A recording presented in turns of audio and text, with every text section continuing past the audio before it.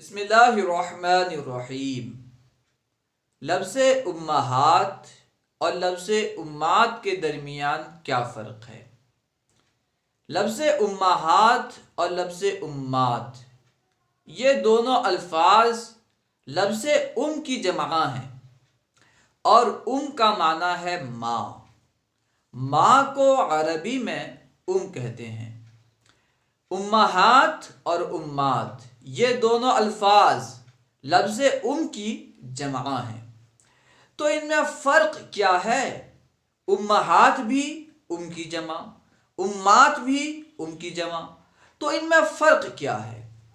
इनमें फ़र्क यूँ बयान किया जाता है कि लफ्ज़ उम्माहात ये इंसान के साथ ख़ास है, यानी लफ्ज़ उम्माहात इंसान के लिए ही इस्तेमाल होगा और उम्मात ये जानवरों के साथ ख़ास है, बहाइम के साथ ख़ास है।